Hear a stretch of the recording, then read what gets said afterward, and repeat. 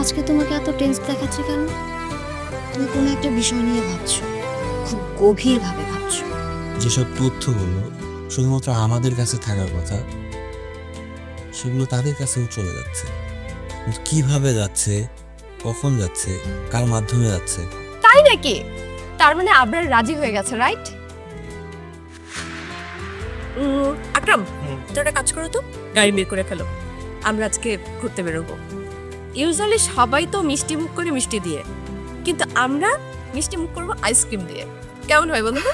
খুবই ভালো হবে।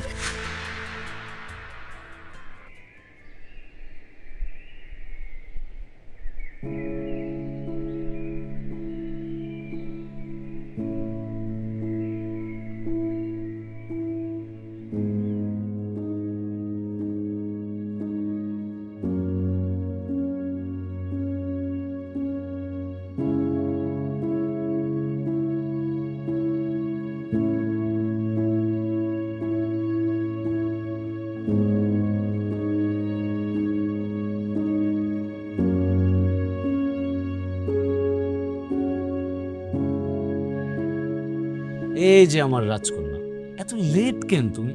তুমি জানো আমি এখানে কতক্ষণ তোমার জন্য দাঁড়ায় আছি? তুমি ছাড়া এই তল্লাটে আর কারো সাহস নেই যে সিদ্দিকরে এতক্ষণ ধরে দাঁড় করে রাখবে। শুধু তুমি দেখে পারলা। রাখো তো আমার নেতাবাজি, আমার জান যায় যায় অবস্থা, আর উনি দাঁড়িয়ে এখানে ঢং করছে। কি হয়েছে?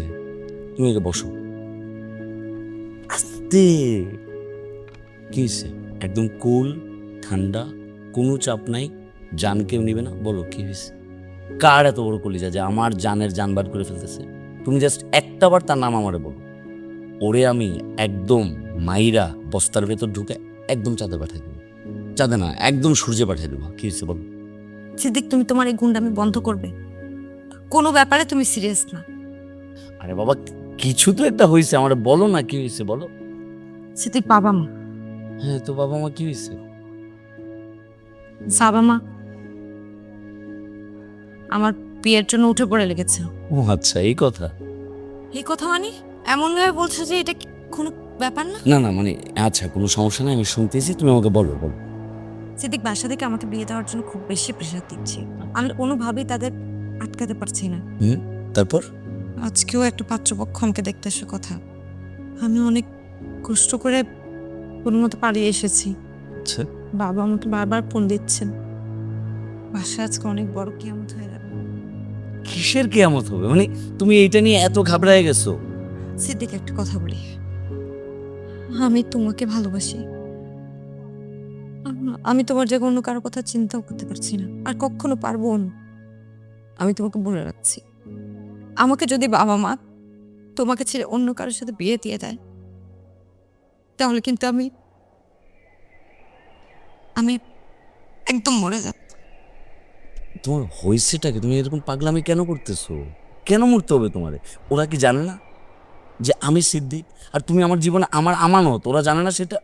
আমি সবগুলোর একদম প্যাকেট কইরা এবং স্যান্ডউইচ বানায় ফেলবো। গুন্ডামি বদমাশি করতে করতে কি এখন আমার বাবা মার সাথে এগুলো করবে তুমি? তুমি বুঝতে পারছো সিচুয়েশনটা? বাসা থেকে তোমার কথা জানার পরই আমার বিয়ের জন্য এত প্রেশার দিচ্ছি, কারণ তুমি। তো তাহলে আমি এখন কি করবো কি আমাকে বলো। করবো আমি জানি না, কিছু একটা করো, বাট আমি Okay, এখানে বিয়ে করতে cool. পারবো না, আমি বলে দিচ্ছি। কুল, প্লিজ তুমি একদম মন খারাপ করো না। তুমি জানো না আমি সব কিছু সহ্য করতে পারি। তোমার চোখের পানি, তোমার মন খারাপ আমার আমার কলিজার ভিতর মোচড় দেয় পাপিয়া। তাহলে কিছু একটা করো। ওকে ফাইন, কোনো সমস্যা না। আমি আগামীকালকে আমার বাবারে জানাবো যে বাবা এই বিষয়ে এখন আপনি কি করবেন দেখেন। আর আমার বাবাকে জানানোর পরে সে যদি উল্টাপাল্টা কিছু বলে, তাহলে আমি আমার মতো করে সিদ্ধান্ত নিয়ে নেব। কি সিদ্ধান্ত নেবে তুমি? বিয়ের সিদ্ধান্ত? পালিয়ে বিয়ে? হ্যাঁ, কেন তোমার পালাইতে আমার সাথে সমস্যা আছে? প্রেম করছো না, ভালোবাসছো না আমাকে? আমি কি বলেছি পারবো না?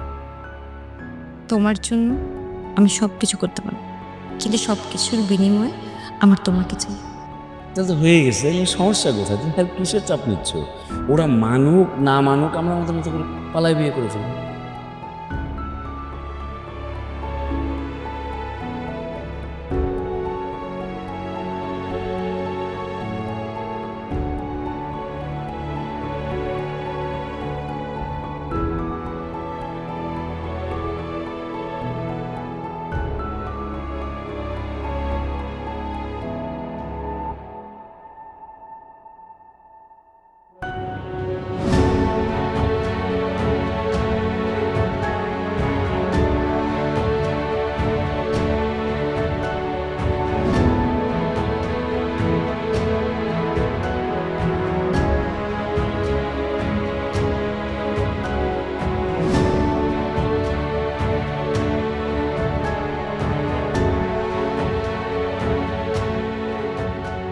বস, ওই বামাত ফোন দিতেছে, আপনার সাথে দেখা করতে চায়। তুই যা, আমি আসতেছি। ঠিক আছে।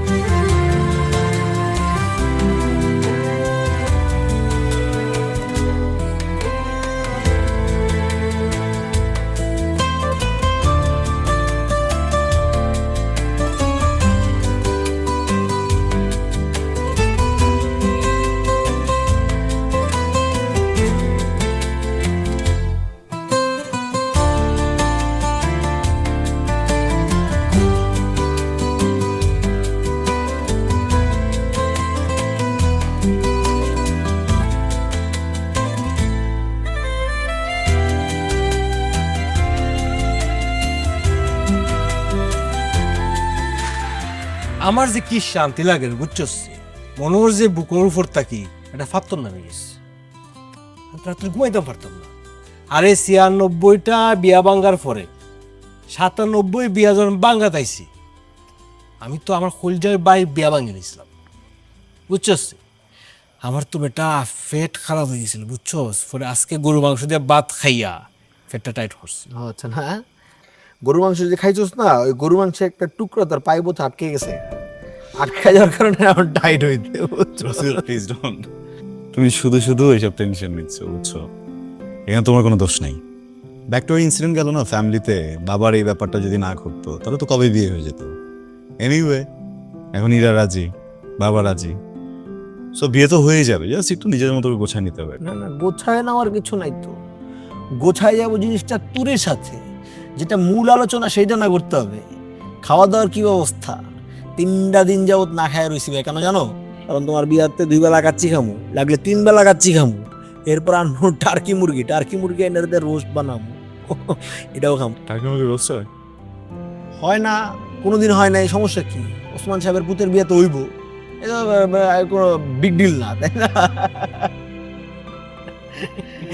বুঝছস, এটা একটা কথা কই, ফকির কিন্তু কোনো সব ভালো হয় না, ফকির সারা জীবন ফকির তাই বুঝছস। সুসা সুসা আর বেটা তুই আসল খানি লইয়া, আসল জিনিস হয়, আসল জিনিস হলো ডেকোরেশন।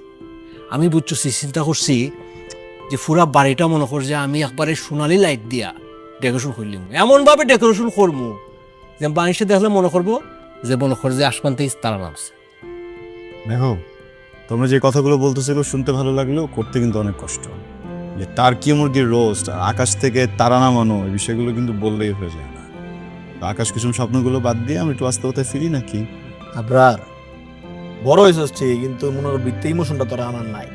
এই তো ভাইয়ের বিয়ে আমার, আমি ইমোশনের মনে কর যে চাপে পড়া 4টা ছাগল যদি জবাই করে মনে কর খালি কলিয়ারা বুনে করে খাইলাই, বাকিটা খাইলাম না, তাতেও তো মনে কর আমার দোষ নাই।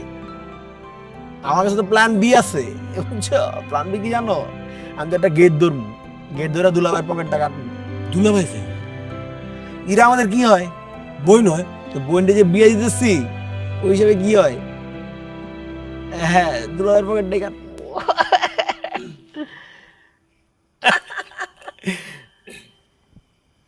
ভাই খালাম্মা আপনার ডাকতেছে। আসছে একটু। এই ব্রো, ভালো আছো তুমি? চিনছো আমারে? চিনলই হবো না, এই যে এনে এনে যে ঢুকা যাও গা পারমিশন ছাড়া, এটা তো উচিত না। একটু একটু কাশি মাসি দিয়ে ঢুকবা। আর তুমি যেন ঢুকছো কি জিগাইছো ঢুকবা কি ঢুকবা না? এটা প্রাইভেট আড্ডা ভাইয়া, এখানে আমরা নিজেরা নিজেরা আড্ডা দিই।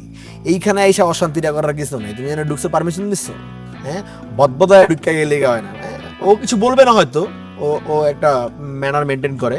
আর আমি কিন্তু ভাইয়া তোমার বুঝে নাই কাহিনী কিতা? কাহিনী কি আমি বলতেছি? ওই রবিউল ভাই বোধহয় আমার উপর একটু রাগ করছে। আসলে বাজার সদাই বিষয়টা আমি অনেক ভালো বুঝি তো, ইদানিং তো রবিউল ভাইরে কষ্ট করতে দিতেছি না, বাজারের দায়িত্বটা আমিই নিছি। সে কারণে না রবিউল ভাই, হ্যাঁ মন খারাপ করেন না। আপনি কইতাছিলেন না ওই যে টার্কি মুরগি কিনবেন আপনার ভাইয়ের বিয়ে উপলক্ষে, ওই টার্কি মুরগি কেনার দায়িত্বটা আপনিই নিয়েন। আর মনে করেন মুরগি কেনার টাইমে কাপজাপ। তুমি যে ভাইয়া পোলা হিসাবে একটা খারাপ পোলা, এটা কিন্তু এই মাত্র বলে দিচ্ছ। তুমি কেমনে জানো? গেস করো তো। তুমি পারবা না, আমি বলে দিচ্ছি। তুমি আমাকে টার্কি মুরগির কথা, গোস্ত মুস্তর কথা দূরে লুকায় লুকায় শুনছো, তাই না? হ্যাঁ, এটা কোনো বদলে বড় কাজ। আমরা উইয়ে কিন্তু গাঞ্জাম মাঞ্জাম লাগাইলে বিচারে বসে। রবিউল প্লিজ। তাম্বি, তুমি ওর কথা কিছু মনে করো না। রবিউল তেমনই, ওর সাথে একটু বুঝে চলতে হবে আর কি। গল্প করতো না ভাইয়া, তোমরা কথা বলো। আসতেছি। এই এদিকে ভাই, ওই যে খালাম্মা তো ভাইরে রাগ দিচ্ছে, ওখানেই যে আপনার আড্ডা দেন। কত শেয়ান দেখতো, ওরে সিস্টেম সিস্টেম করে দিত, বুঝছো? আমার স্টিক কি কয় জানো? পুলিশ যতটা ভালো চেয়ার হলে এনে প্রেজেন্ট করো, এতটা ভালো না। এমন এক গাবলা লাগাইবো, দেখবি যে আমরা সব দৌড়ের উপরে থাকি। আচ্ছা আমি একটা জিনিস বুঝলাম না, তুই তো বেটা তোর যে সিক্স সেন্স, এটা তো তুই বলো খাওয়ার ভিতরে মানে খামো লাগা তিনও আর এক বেটার লইয়া তিনও শীতাল লিয়ে বুঝলাম না। এটা তো তোর কাছে মনে হচ্ছে মজা লইতেছিলাম, বাই দ্য ওয়ে। না না, আমি বিশ্বাস করছি। মজা লইতেছিলাম, আরে বাবা বিশ্বাস করছি। ও আগাম করছে।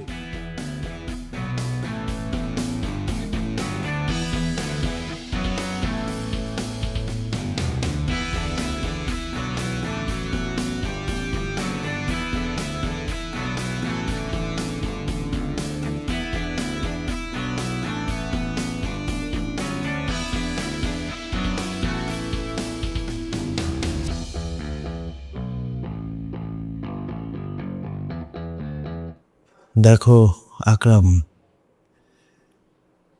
জীবনটা এত অনিশ্চিত। কয়েকদিন আগে আমার উপর দিয়ে যা গেল, তারপর থেকে আমার মনে হচ্ছে আর সময় নষ্ট করা একদমই ঠিক হবে না। আমি আগামী মাসের প্রথম শুক্রবারে আবরার আর ইরার শুভ কাজটা শেষ করে ফেলতে চাই। আমি তো এটাই চাচ্ছিলাম, শুক্রবার দিন বরকতময় সময়ে আমাদের ইরা আর আবরারের জীবন এমন একটা সুন্দর দিনে শুরু হবে, এটাই তো আমাদের চাওয়া। আলহামদুলিল্লাহ, এর থেকে ভালো দিন আর হতেই পারে না বড়ব্বু। বড়ব্বু, আজকে বিকেলে আব্বুর সাথে ফোনে কথা হলো। আব্বুর শরীরটা খুব একটা ভালো না, সম্ভবত উনি আসতে পারবেন না। আমাকে বলল আপনার সিদ্ধান্তই ওনার সিদ্ধান্ত, আর আমাকে এই নিয়ে কোনো কথা বলতে মানা করে দিয়েছে। বড়ব্বু, আব্বু আপনাকে অনেক বিশ্বাস করে।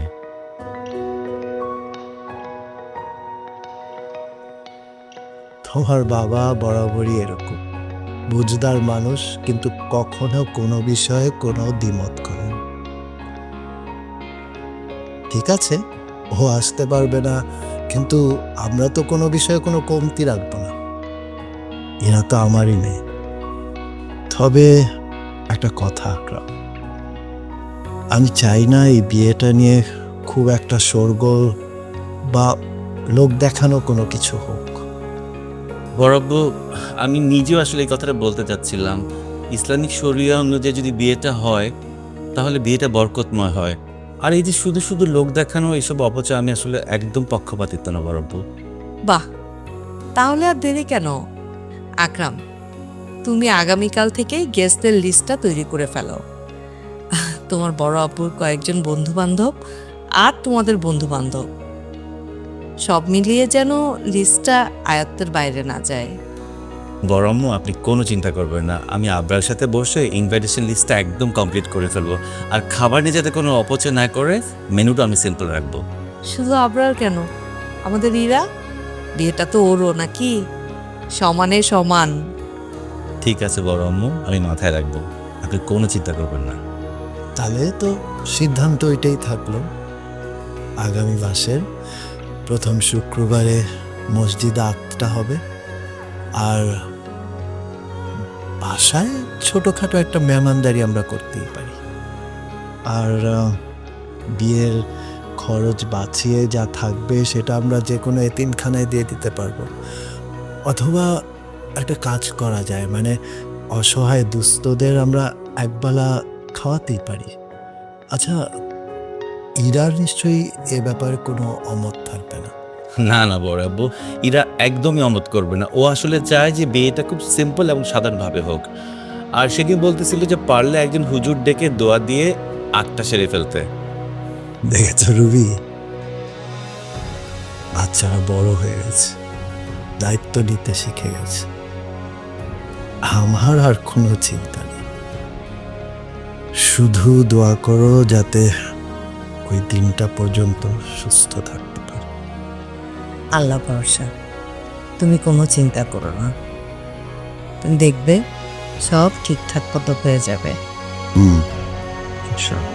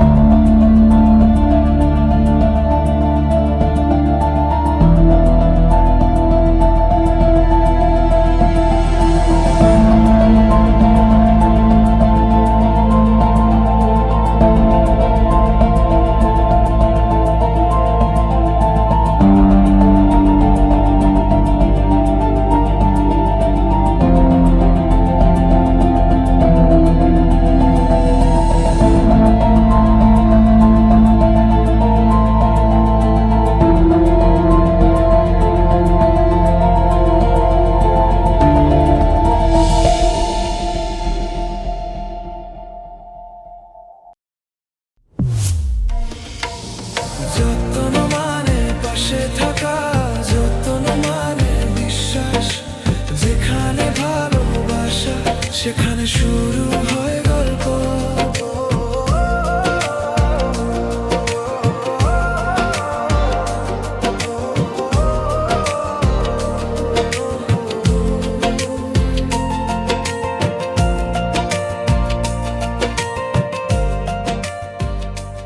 আচ্ছা, উইক পয়েন্ট কি, কেমনে করবি কাজটা? ওসমান, ওর উইক পয়েন্ট হলো সততা আর বিশ্বাস। ও আমার অন্ধের মতো বিশ্বাস করে, বিশ্বাস না করে উপায় নাই তো। লুকিয়ে লুকিয়ে আসতে হলো মানে মানে তোমাকে কি কেউ ফলো করছে?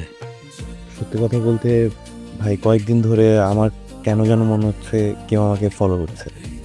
এতদিন আমার নেই পেতেই মানি লজ্জা করবো না তো? লজ্জা? কিসের লজ্জা? আমি কি পিড়ি মানুষ নাকি? হ্যাঁ, আর ও মনে হয় কি জানেন, আপনার চান্দি মনে এখনো গরম হয়ে আছে। আপনার কি এক বোতল ঠান্ডা পানি কিনা দিব চাচা?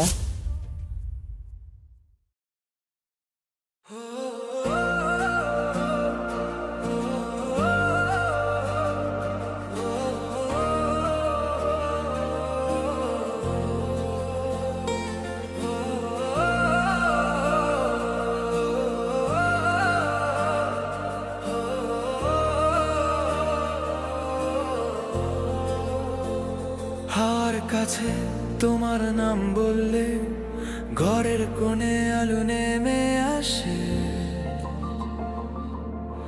ভুল বোঝা ছোট ব্যথা ধীরে ধীরে মিলিয়ে যায় হাসিতে।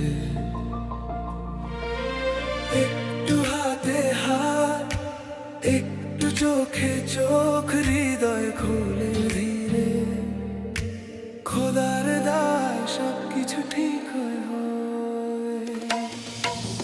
যত্ন মানে আমি তুমি আমরা সবাই, হৃদয় জোড়া করে রাখে আল্লাহর ছায়া।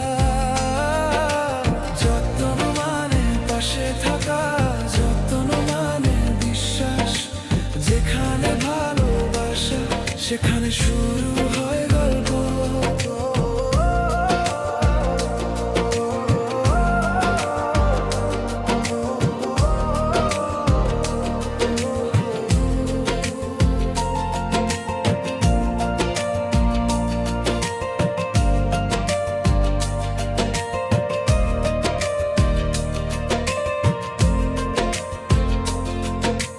রাতের নীরবতায় তোমার স্পর্শে সহ ক্লান্তি যায়।